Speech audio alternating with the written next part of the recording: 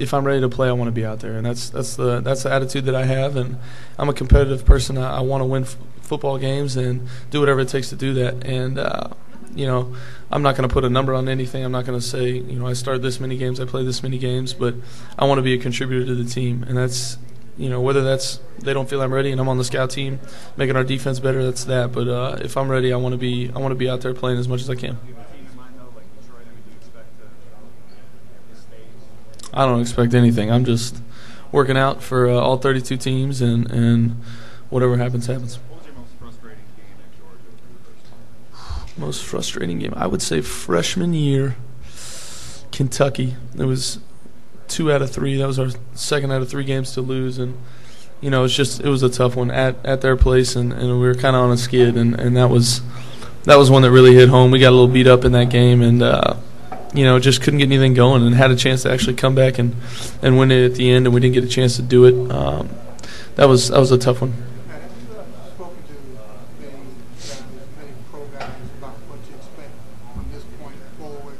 Or do you think that there's any way that you can really prepare yourself? I've talked to some people. I got a chance to not sit down, but stand up and talk to Drew Brees, some at the Super Bowl, and I think you were kind of hitting it that they can tell me this, they can tell me that, but it's up to me to execute it and do it. And he had great advice. He said never lose your confidence. You're going to hit a rough patch here and there. You're going to maybe not play as well as you want to. You're not going to understand the offense at the level you did when you're at college, but keep pushing and keep working hard. And I've talked to Peyton and Eli a couple times about it, and I think the best learning that you can do is through experience, and that's what I plan on doing. I plan on coming out and working hard whoever I play for, and trying to learn as quickly as I possibly can.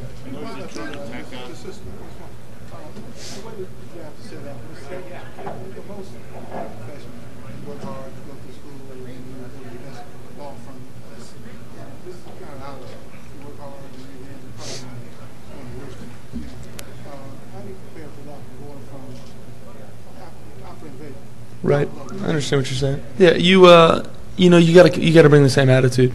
It's football. It's a game. It's one that means a lot to people, especially myself and people that play this game at this level. But you gotta have fun with it, and you gotta understand that football is really fun when you're winning, and you try to bring that attitude to everything that you do. Lifting weights, running gassers, whatever it is, you try to bring a winning attitude to it, and that's how I'm gonna approach it. Is try to be myself, and go in and play wherever it is as best as I possibly can.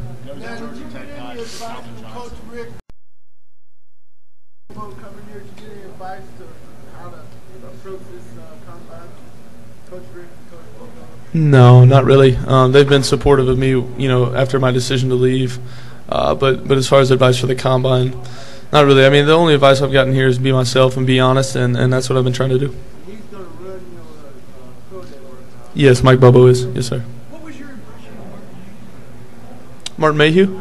I thought he was a great guy. We had a great time at dinner. He was one of, I think, 5 or 6 guys at the table, and it wasn't focused on anybody. We all kind of talked and had a great time, but he was from what I could gather in one sitting. Obviously, he's a very intelligent person, and I think he's more of a listener. I think he asked great questions, and I tried to answer them as fully as I possibly could, and I respected him. He was listening to what other people had to say, and very engaged in the conversation without maybe saying a whole lot.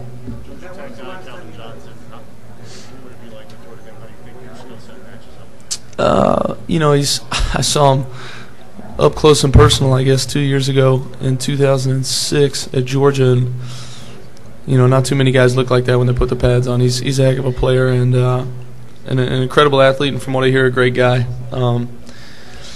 He did big things last year, and it would definitely be fun to throw to a guy like that. You can't say it wouldn't be. He's an outstanding player, a huge target with speed and great hands, and somebody that you can definitely build an offense around.